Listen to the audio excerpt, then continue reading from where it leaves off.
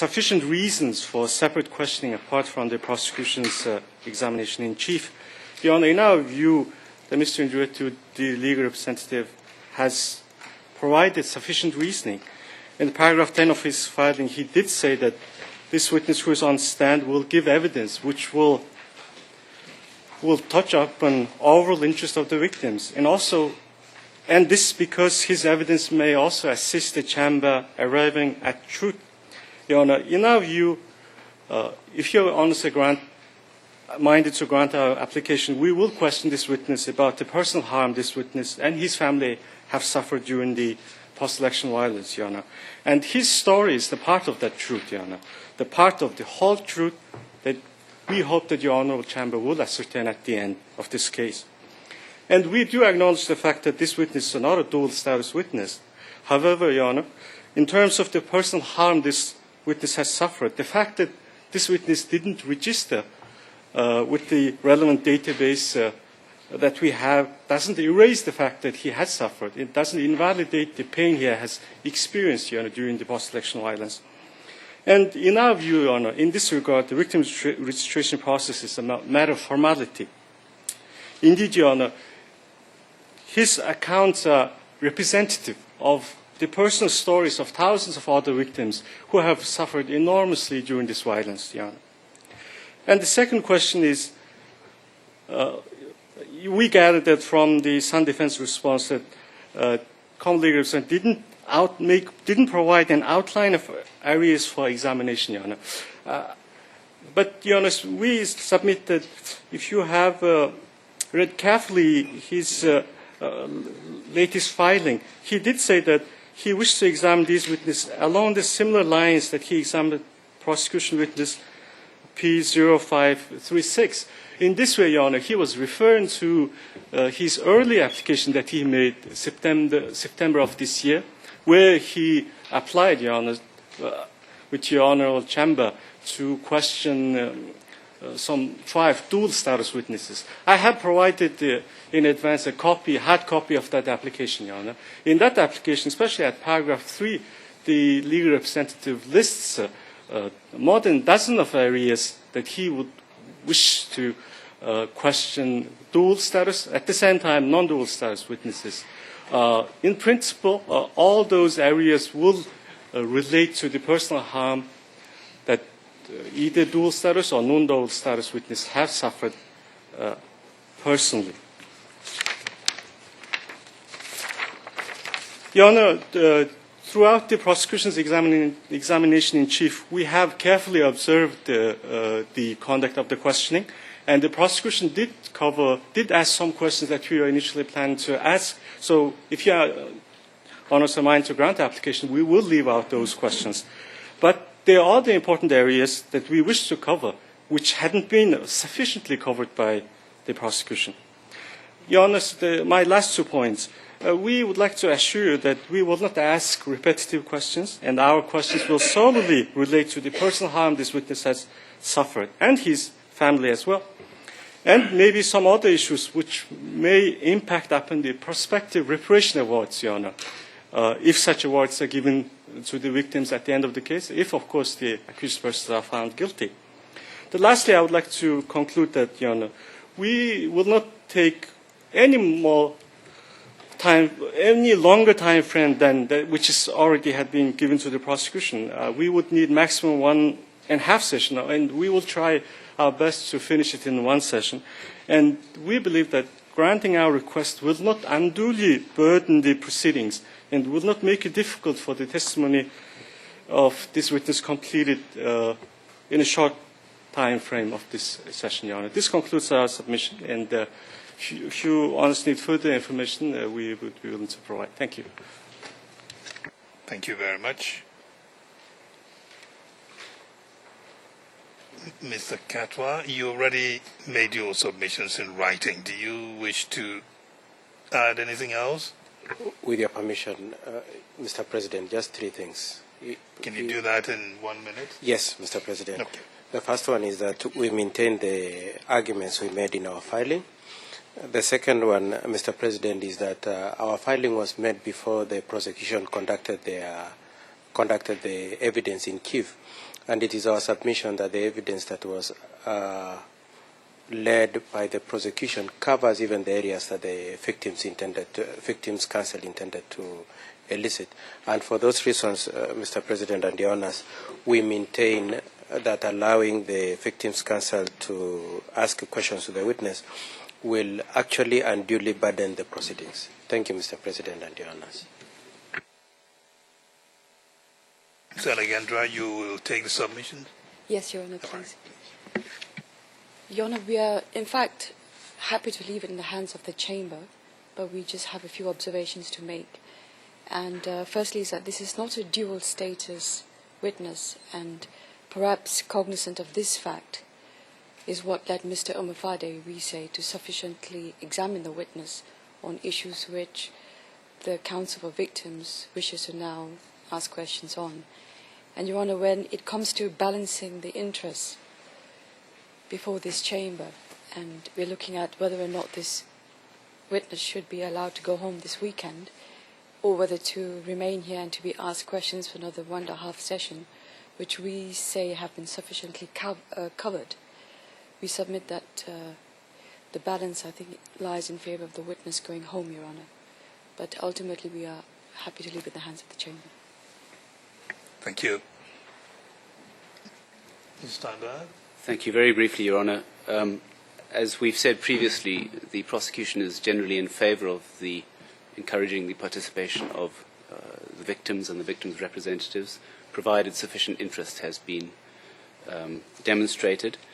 Your Honours, whilst it would have been very nice if we could have finished this witness before the weekend break, we believe that if there is an interest which has been demonstrated, then the principle should not exceed or should not give way to expedience, and we do not oppose the application for these reasons.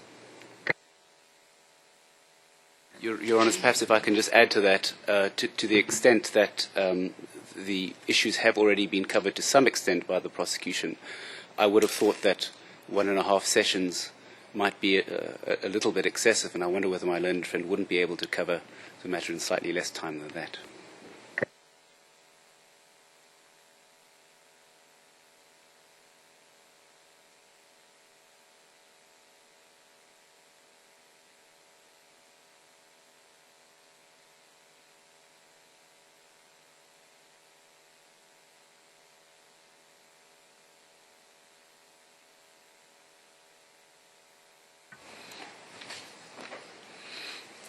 The Chamber makes its ruling, having considered the submissions of the Counsel for Victims and the submissions of Defense Counsel for both Mr. Sang and for Mr. Ruto, as well as the submissions of the prosecutor. The Chamber rejects the application. The Chamber notes that witness 535 is not a dual status witness, in the sense of being both a witness and a victim that is registered as such. And the reason for the registration has a purpose, and that purpose needs to be reflected in the proceedings. The Chamber is not satisfied that the testimony, to the extent that it has been outlined or indicated, will be distinguishable in principle from the testimonies of other previous witnesses who were victims but not dual status victim witnesses who have already testified. In those previous instances, the Counsel for Victim did not request to examine those other witnesses who were not registered as dual status. The legal representative has not advanced any distinct reasons as to why the questions should be asked by him in the circumstances. We also note in particular that the prosecution did cover the area of harm suffered by the witness. That was quite adequate for the purpose in the Chamber's view. For those reasons, the Chamber will not grant the request for separate questions to be asked on the matter. That is the ruling of the Chamber. We will bring back the witness for the counsel for Mr. Ruto to commence his cross-examination. Ms. Alekandra, we will hope and we will expect you to finish today. Indeed, Mr. President, and will be so guided. Thank you very much. The blinds will come down and the witness will be let in.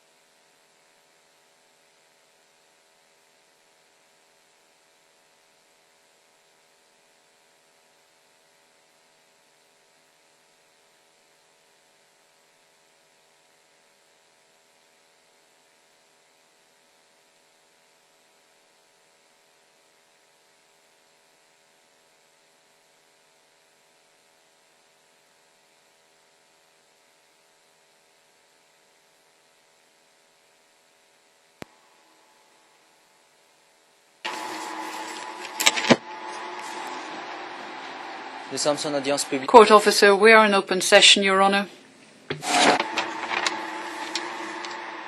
Thank you.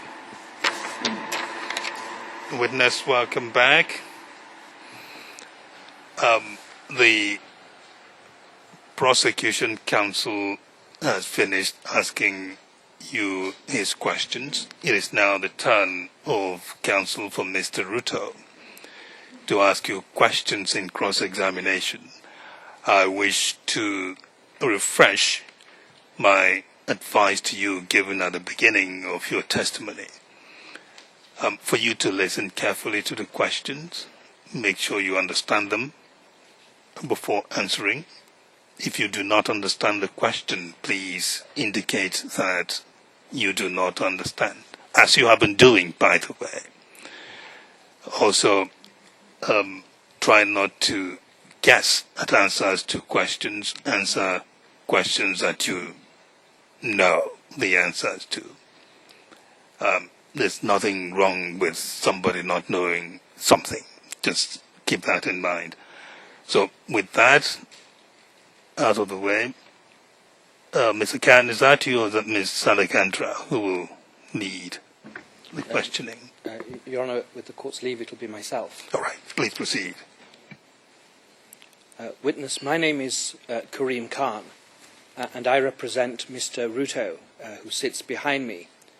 Now, you'll be glad to hear that hopefully we will finish with your evidence today. I will try everything so that by the weekend you can go back home. Do you understand? Yes, Your Honour.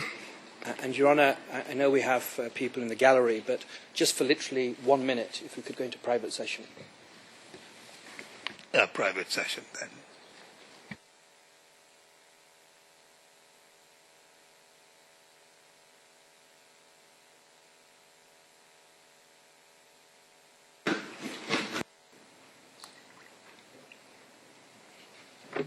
Court officer, we are in public session, Your Honour. Please proceed, Ms. Khan. I'm grateful. Witness, I was thanking you for coming to give evidence, and what I want to ask you about at the outset is an aspect of your evidence to the prosecution. You, on various occasions, talked about members of the Kalenjin community and ODM. Do you remember giving answers talking about ODM and Kalenjin people? Yes, Your Honour. And am I correct, witness, that the North Rift area is rather cosmopolitan? People from all or many ethnic groups in Kenya reside in the North Rift region. Is that a fair assessment? Yes, Your Honour.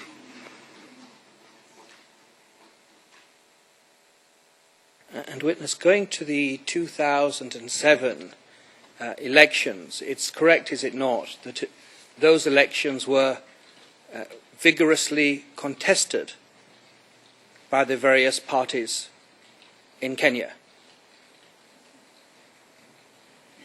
Yes, Your Honour.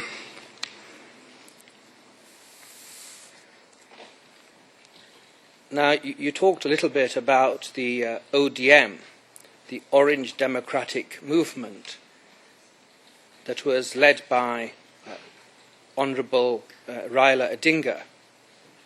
The main opposition party that was in government at the time, in fact, was the party of the Honourable President Mwai Kibaki. Is that right? Yes, Your Honour. And that he led the PNU. Is that all right? Is that correct? Yes, Your Honour.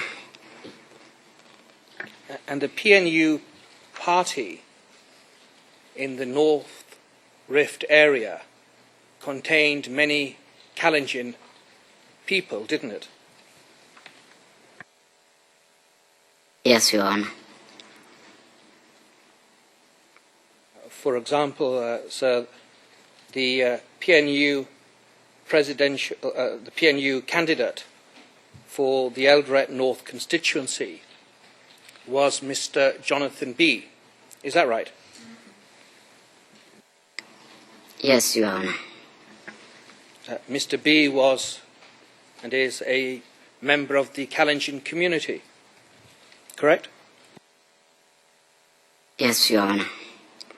I'm grateful. And witness, likewise, the PNU candidate for the Mgwen parliamentary constituency was Mr. Stephen Tarus. That's right, is it not? I didn't know. Witness, are you aware that the PNU Rift Valley coordinator for the 2007 elections was a Kalenjin called Mr. Abraham Limo? Are you aware of that? Yes, Your Honour. And so it's fair to say that members of the Kalenjin community were very much invested, some of them were very much invested in the PNU political machinery in the North Rift. Is that right? Yes, Your Honour.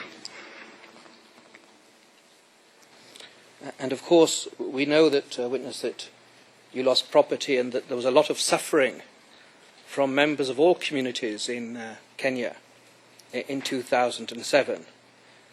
But am I correct that members of the Kikuyu community were killed? That's right, is it not? It's right. And similarly, members of the Kalenjin, Lua, Luya, and Kisi communities also suffered similar losses. That's correct, is it not? Yes. In fact, the tragic reality is that perhaps no tribe, no ethnic community in Kenya was untouched by the havoc that existed after the 2007 elections. Is that a fair assessment, witness? Repeat your question, please. Everybody suffered. Members of all ethnic communities suffered in the post-election violence in Kenya. Is that right? Yes, Your Honor.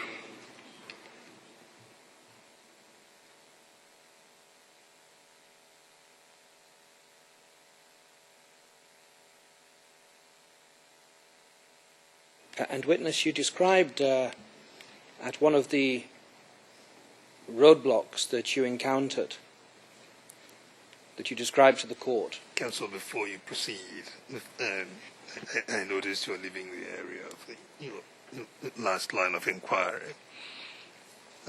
When you asked questions about similar losses, I see that in line 9. It is something you may need to explain. We're questioning whether similar losses means losses that were similar in every respect, or whether the phrase similar losses related to your previous question in the sense of Kikuyus haven't been killed, meaning others were also killed. I'm grateful. Okay. Witness, it's my fault. Let me try again. Am I correct that members of many ethnic communities were killed in the violence of 2007-2008 in Kenya?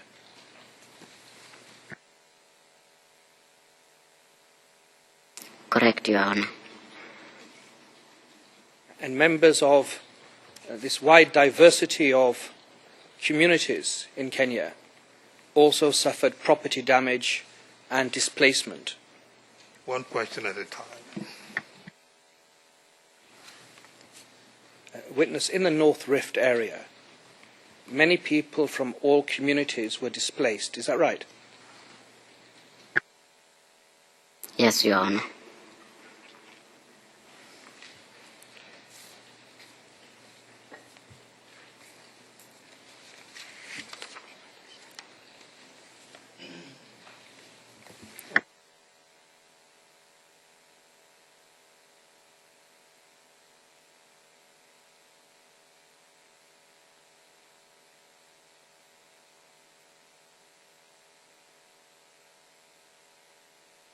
And witness, you described to the prosecution that the voting itself on the 27th of December 2007 was peaceful. Is that right?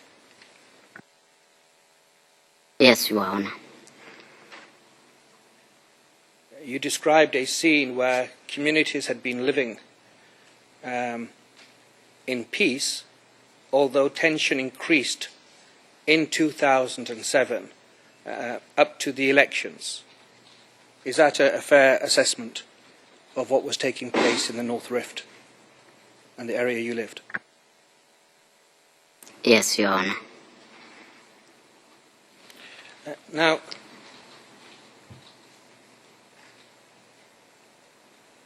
if you remember when the voting finished on the 27th of December 2007, you went home and you started listening to the results coming in. Is that right? Yes, Your Honor. And am I correct that even with 5 hours gone, with the very, very early results coming in, Raila Odinga was leading in the results that were being released by the ECK. Counsel, can you rephrase? Witness, are you aware, do you remember, let me start again, do you remember that right from the outset Raila Odinga was leading in the results that were coming in? Yes, Your Honor.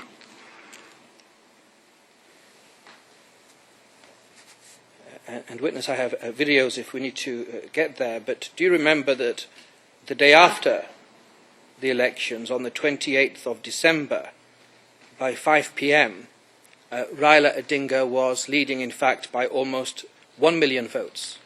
Do you remember that being broadcast on the radio or on television? Yes, Your Honor.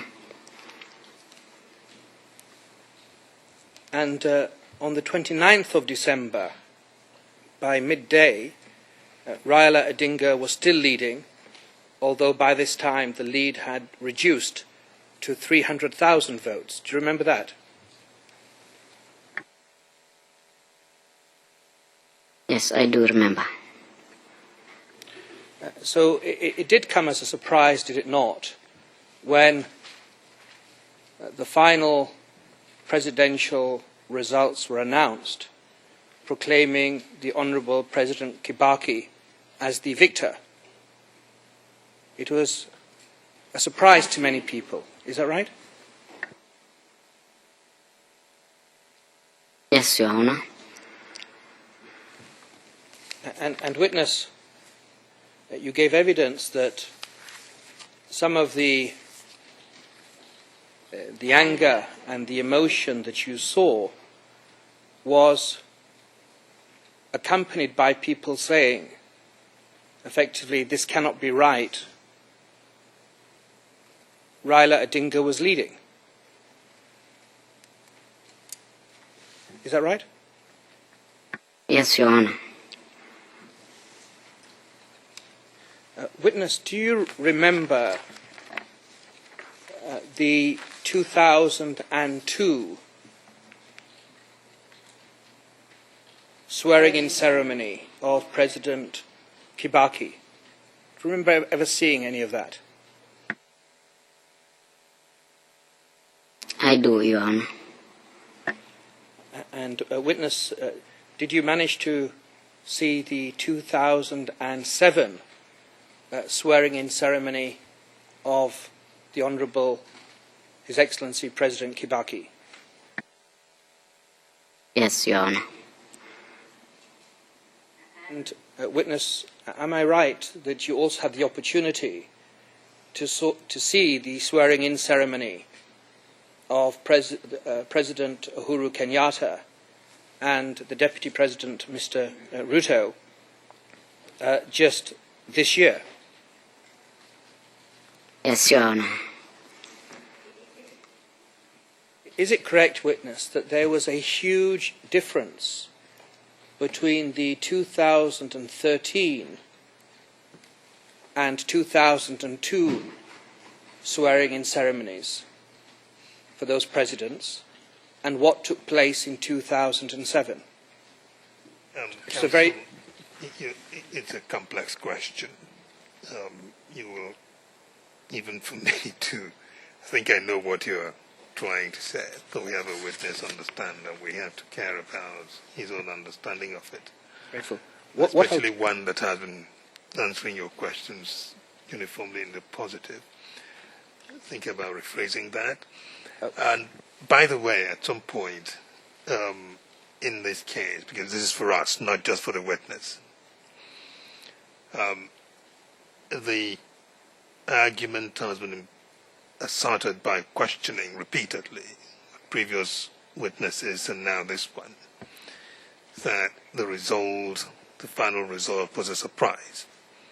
And now you've mentioned 2002 and 2007 in your last few questions.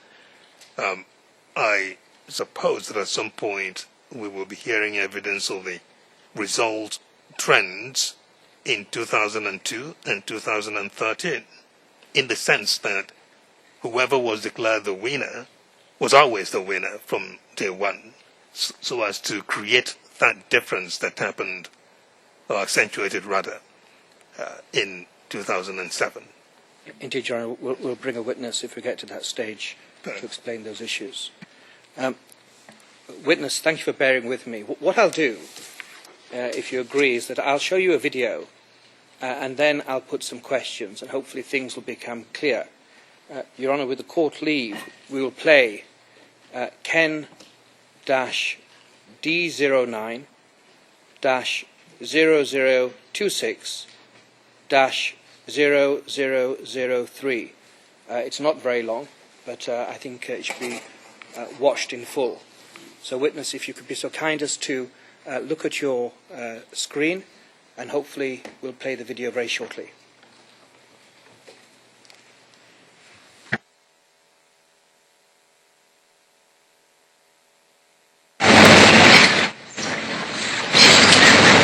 Just before we get that recorded clip, 5 years ago, the circumstances under which President Kibaki was sworn in for his second term were very different. Yesterday's swearing-in ceremony took place at State House, Nairobi, with cabinet ministers as key. Now, there seems to be some problem with the control being released from here. Perhaps the court officer, it'll be one video that I show today, perhaps the court officer could be so kind as to control it from his device. If he's so kind, I can repeat the ERN number, or EVD number. It's Ken-D09-0026-0003.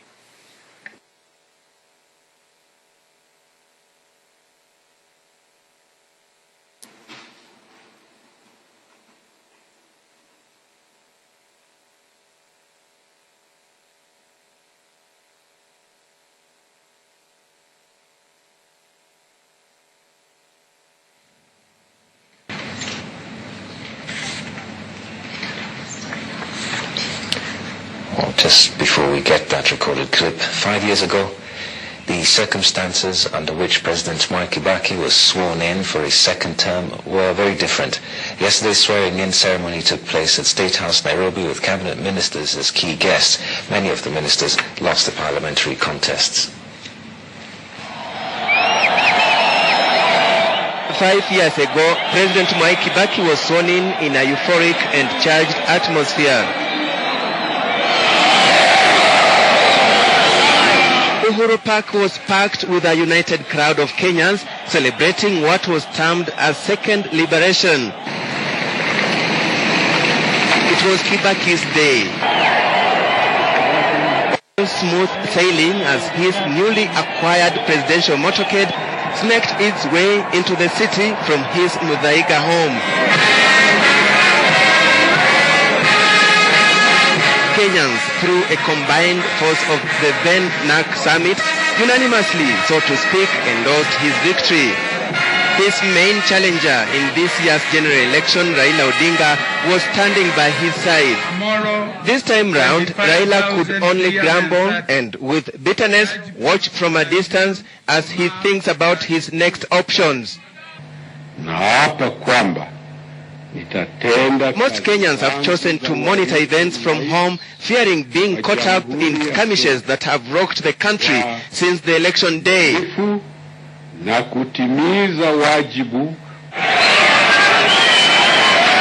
Kibaki who was sworn in then with majority parliamentary seats on his side, this time takes the oath with a minority representation, with the biggest chunk of seats going to the opposition.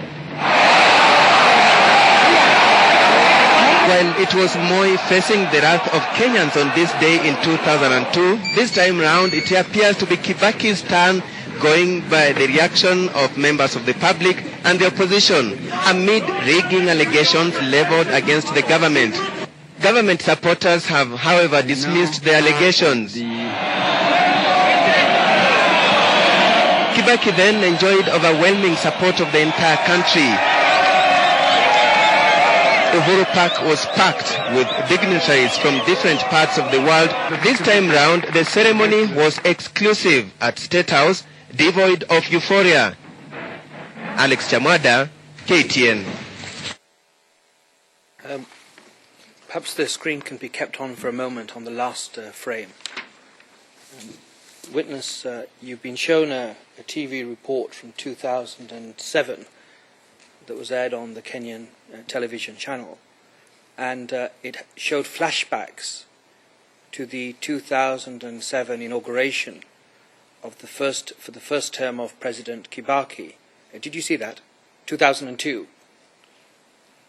So did you see that? The flashback showing the 2002 swearing in of President Kibaki at Uhuru Park. Yes, Your Honor. Quite different from what was described as the subdued swearing in at State House in 2007. Would you agree? Yes, I do. Agree to what? Agree to what he saw on video, or agree that that was indeed his recollection of the events at the time? Witness, would you agree with me that from watching that video, the swearing-in ceremony of President Kibaki, from what you could see on television, was far more subdued than the jubilation that was clearly apparent in 2002? Do you agree with me? Yes, I do.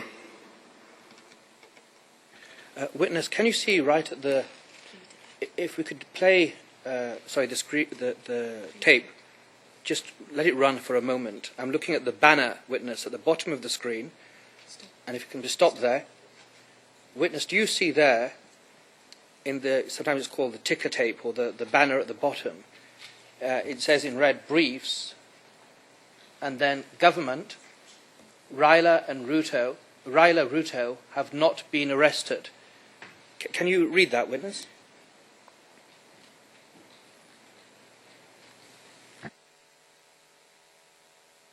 Can you see that, sir? Just on the bottom of the screen, just under KTN. Yes, I do. I see it. And do you remember rumours flying in Kenya just after the swearing in that Honourable Raila Odinga and Honourable Ruto had been arrested by the government? Do you remember hearing that? Yes, I do. And Witness, do you recall that very shortly after the elections there was a blanket ban on television broadcasts? The TV screens in Kenya went black, didn't they? Do you remember that?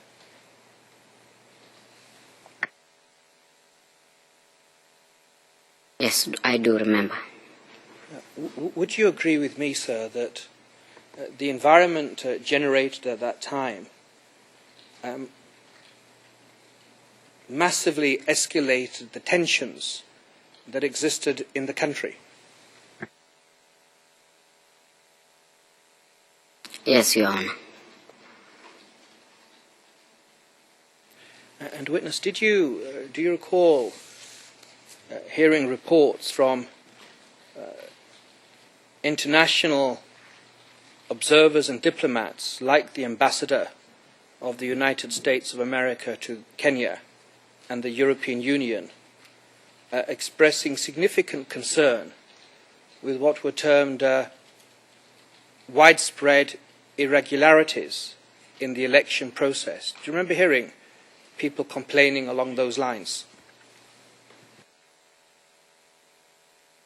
Yes, I do, Your Honor.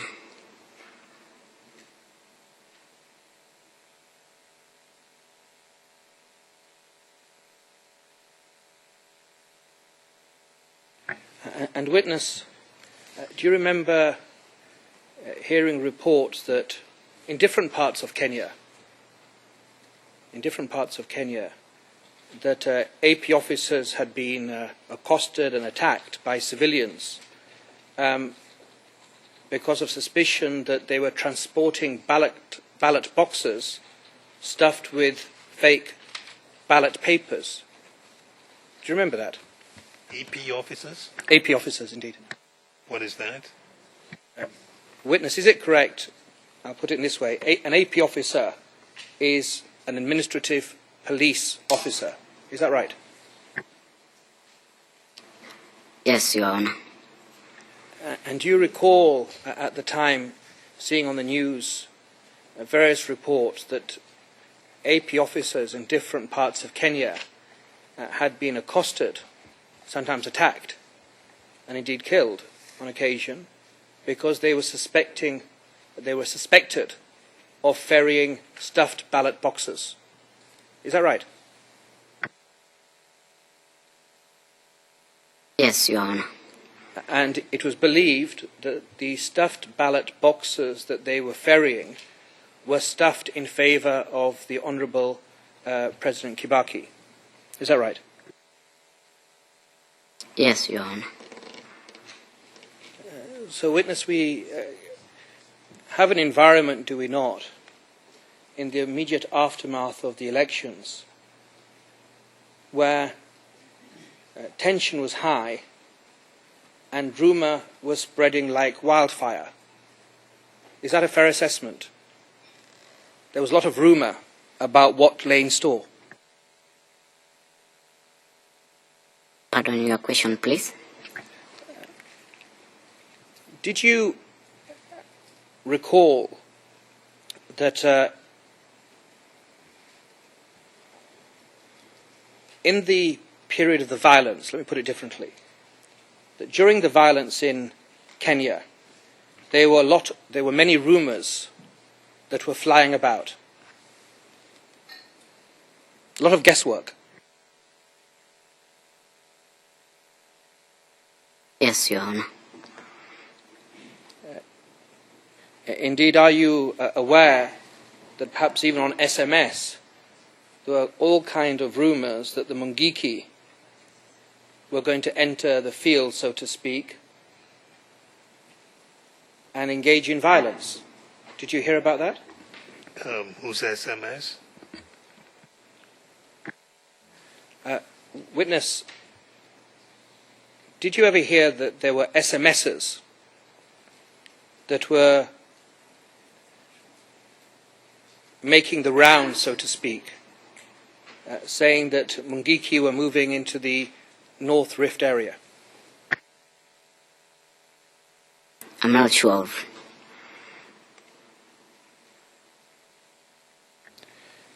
Did you ever hear rumours, witness, that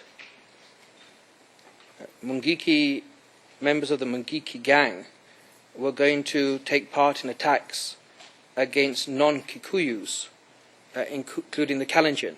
Did you hear such rumours? Yes, Your Honor. For the record, my question earlier was not who is SMS, but whose SMS, just to correct what appears on the transcript. But proceed, Mr. Kerr. I'm most grateful, Your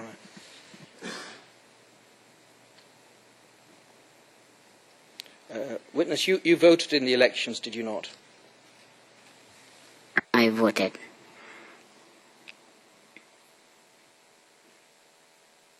And you voted, if I could ask, you voted for a PNU president, is that right? Yes, Your Honor.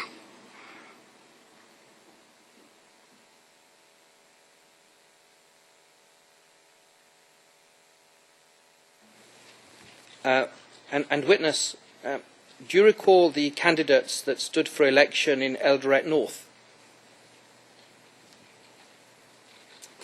It was William Ruto and Jonathan B. Is that right? Correct. Both were Kalenjins? Yes, Your Honor. And can I ask who you voted for? Witness, you don't have to answer that question, but it's entirely up to you. Yes, witness, if it caused any discomfort at all, please don't feel. I'm very happy to move on. It's completely up to you. You can continue. Well, witness, put it this way, if you exercised your vote for a Member of Parliament, you voted for a Kalenjin, is that right? Yes. Witness, I'm going to ask you some questions now regarding location. Just bear with me one moment. Some questions about Huruma. You gave evidence in public regarding those general questions.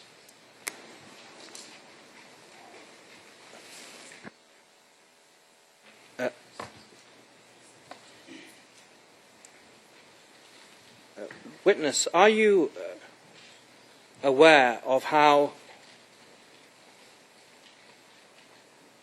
Kenya is, put it differently, are you aware of how Uasin Gishu is organized administratively? No, Your Honor.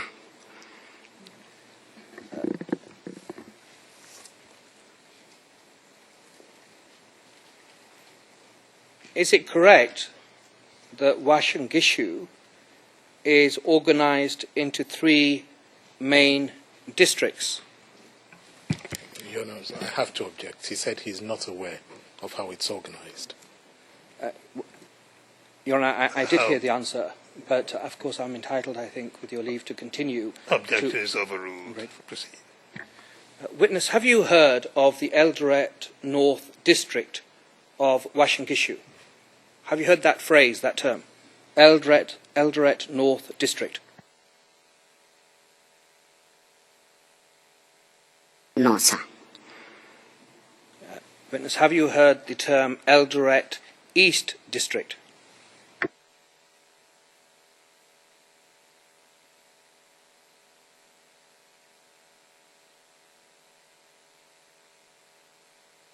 Yes, Your Honor. That's an administrative district, is it not?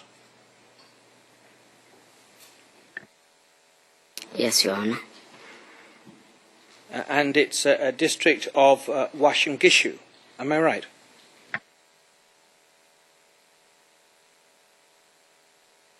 Yes, Your Honor. I'm grateful, witness. And similarly, have you heard of the Eldoret South District?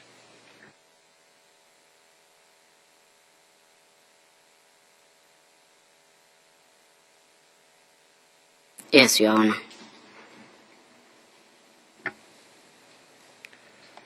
Witness, have you heard of a division, a place called Turbo?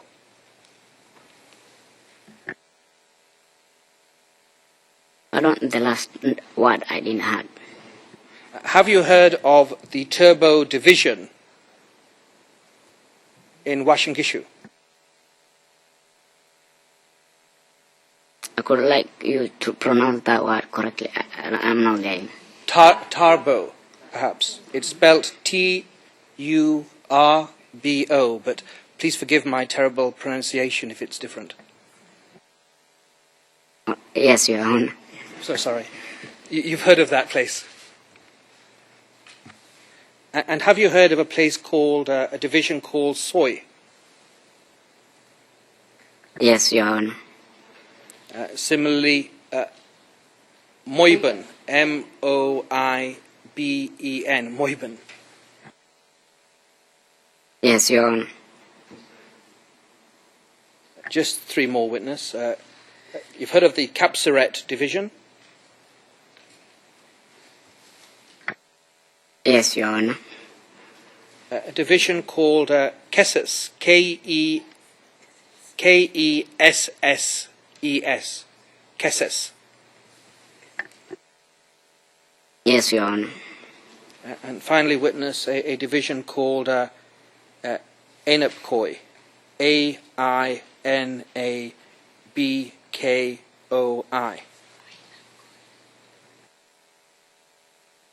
Yes, Your Honor.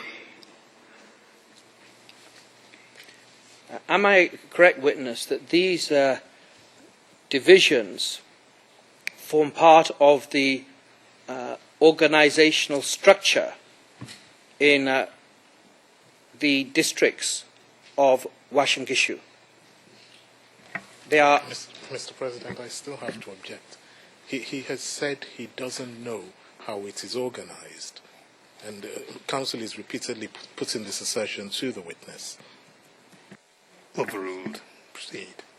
I'm grateful. Witness, I think my last question was that are you aware that those divisions, those places I mentioned like Turbo and Kapsaret, form part of the administrative structure of Uasin Gishu? Are you aware of that, sir? Now I'm aware of it.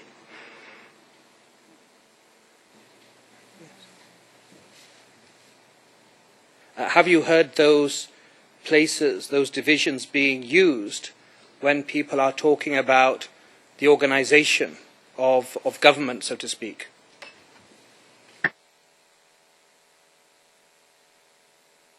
At the local level? Pardon your question, please. Have you heard of those divisions, like Kapsaret division, being spoken about when people are discussing the organization of local government, of local issues?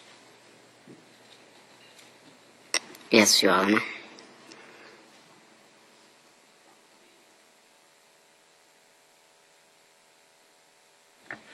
Now, witness, I want to ask you some questions.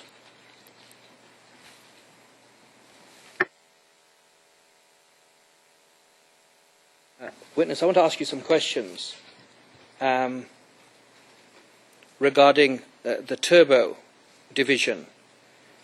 Are you aware that under the Turbo division there is, so you've got Turbo division on the top, so to speak, and underneath it you have a place called KenyaMOJA, and that's called a location, the KenyaMOJA location.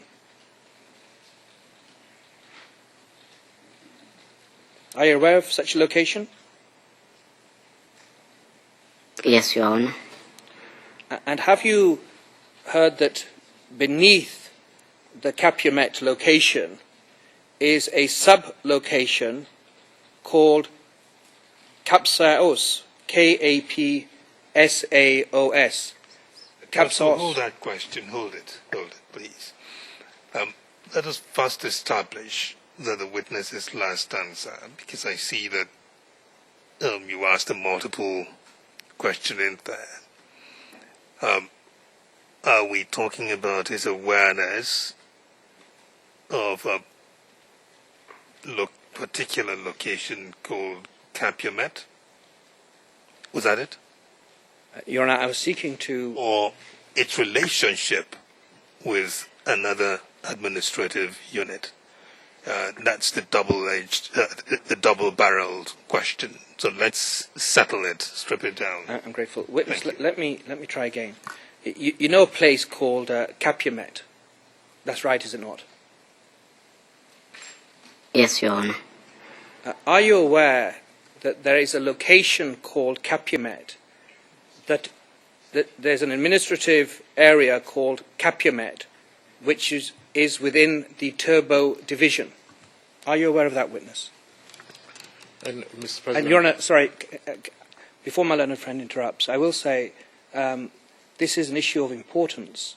The objections, of course, should be, and I always take it that my learned friend will object appropriately, but it should not be used as a device to prevent the defence eliciting key and critical evidence from a witness who's under oath. I do not anticipate the ruling. Just let him make his objection and then we'll take it from there. I'm grateful, Mr. President. Perhaps my learned friend ought to put a time frame to the questions he's asking. We know we're talking about incidents that occurred in 2007. We're in 2013. And this is all I asked my friend to do. I think it's only fair to the witness. And I think there is evidence to the fact that there had been some sort of reorganization in the meantime, isn't it? That's the publicly available information. Yes. You see, Mr. Khan? Well, Your Honour, I'd ask my learned friend just to refer me to the public information regarding that reorganisation in due course, but I will carry on. Witness, am I correct, looking at the events of 2007-2008, there was still a place called Calumet. That's an administrative area. Yes, Your Honor. And that administrative area, witness, came under the responsibility of the Turbo Division. Is that right? I'm not sure of it. Are you aware, witness, that under the Calumet location, and I'm sorry I have to pronounce it again terribly, there is a sub-location called Kapsaos, Kapsos, K-A-P-S-A-O-S, Kapsos.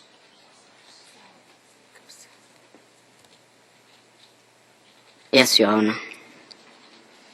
And witness, am I correct that there is beneath Kapsaos?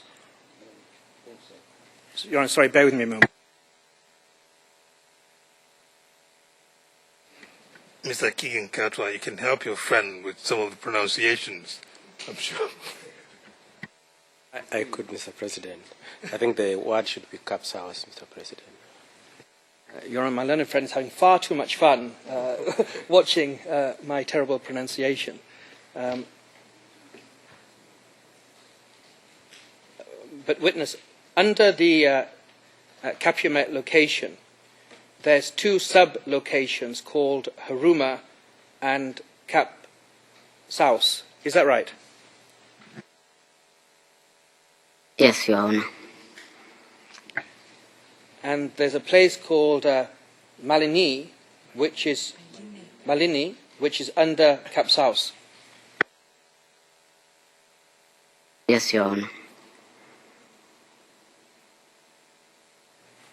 And witness similarly that under the soy division, there's a location called Kibulgeni. You've heard of that, have you, witness? Yes, Your Honor. And witness, you were aware of that location in 2007-2008. Am I right? Yes, Your Honor. And under witness, under the Kibulgeni location, there is a sub-location called Kilimani. Is that right? Yes, Your Honor. And witness, Kilimani itself is comprised villages, including a place called Kambi Thomas, Kambi Mwangi, Raiplai, 64 Stadium, Roadblock, and Pipeline. They all come under the Kilimani sublocation. Is that right, witness? Yes, Your Honor. And that was the state of play in 2007-2008, was it not? Pardon your question, please. Indeed. And that was the organizational system that was in operation in 2007. Is that right? I'm not sure of it.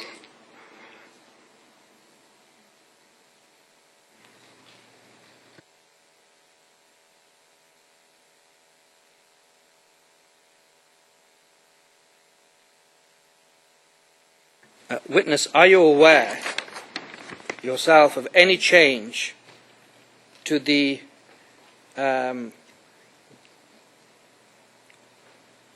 divisions or the division boundaries in Washangishu since 2007? Are you aware if there's been any change, or you don't know? I'm not aware of it.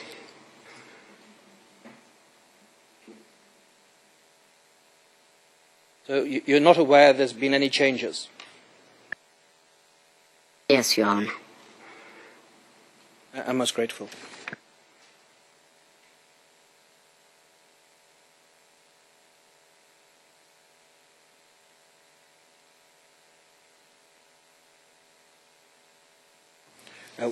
So that there is no confusion on the assumption that the last question proceeded from the exchange I had with the prosecutor. I do not know if it was Mr. Hooper or if it was a prosecution that had indicated that had been change of name at the national level, regional level, that sort of thing. And that is what I was talking about, whether that had also permeated to the local level. Your Honor, I'm grateful. I think the change... It's not about down to the regional or local government level. No, Your Honor, that was devolution on a political level rather than an administrative organisational change. And I think that took place in 2010.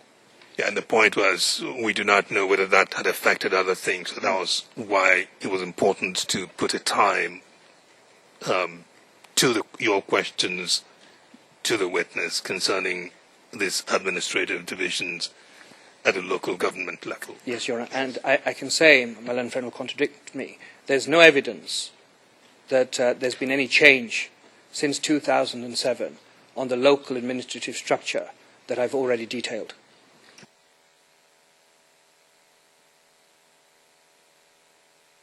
Now, witness, I'm going to move to another topic because I have 45 minutes left and there's a fair bit to do. I'm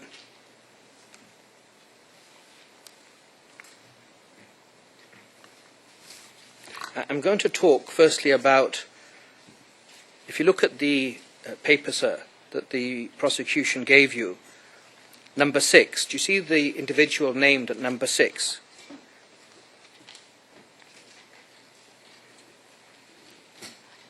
Yes, Your Honor. So I'm going to ask you some questions about that person.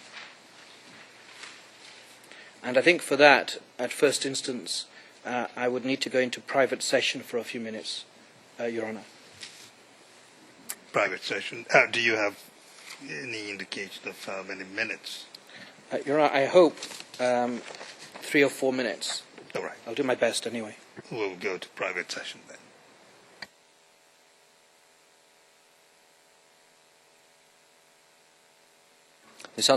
Court officer, we're in public session, Your Honor. Can proceed, please. Witness, you gave evidence about seeing various people on a hill, and you said that you saw person number 5, person number 1, and also person number 4 on the hill that you describe. Do you remember saying that? Yes, Your Honor.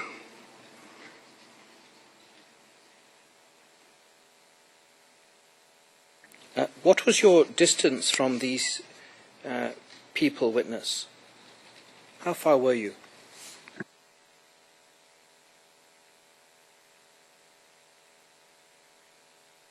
I'm not sure of the distance, but where I was able to see them. You told the prosecution you were 500 meters away. Do you remember saying that? I'm not sure of.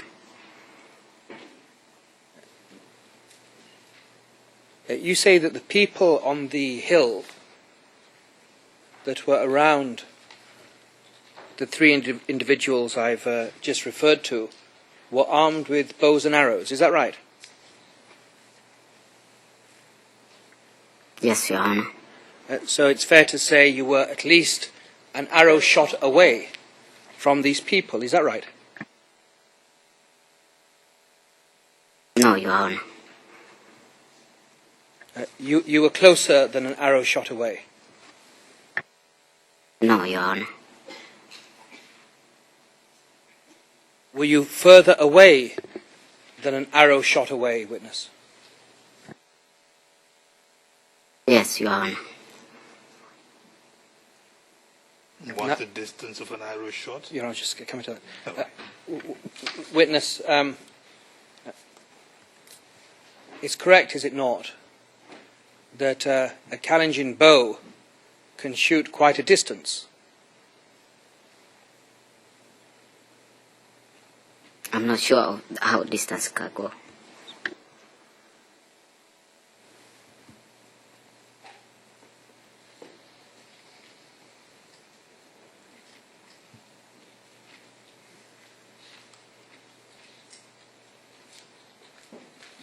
Witness, can you give any estimate at all as to how far you were from that scene?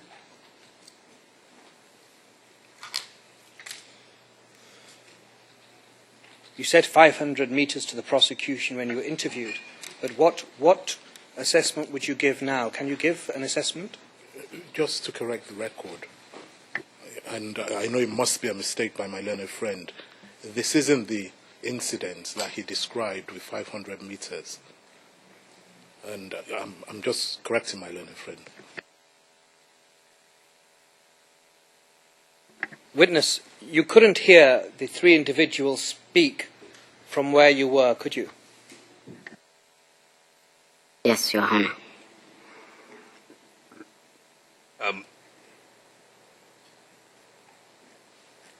There's a way the question was asked, and then it got inverted at some point. Mr. Ken, can you put it in a more straight line, your question, so we know what he's responding to? Witness, you were not able to hear what these people were saying. Do you agree with that, witness? Yes.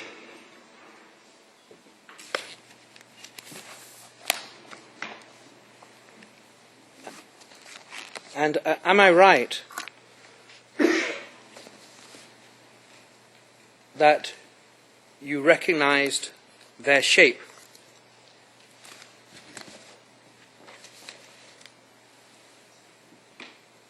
Yes, Your Honor. Was it in fact more identification by shape than facial recognition? You couldn't see their face so clearly, but you recognized their body. Is that right? No, Your Honor.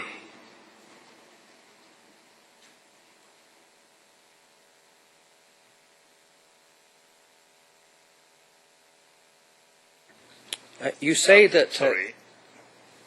Are you saying no to what? Could you see their face clearly, or could you not? You not see their face clearly, but you could identify who they were.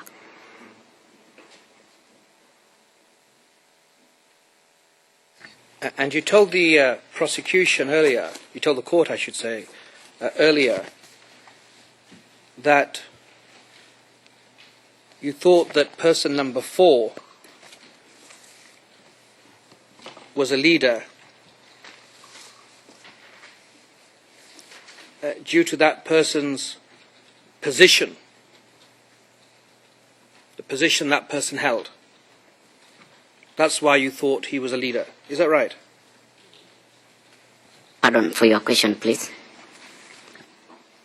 The basis of you concluding that person number 4 was a leader was due to the position that he held. Is that right? Well, No. Position held in the community? Well, in government, if I can say it publicly, in government. Now you've got the full question, witness. Can you answer it? No, Your Honor.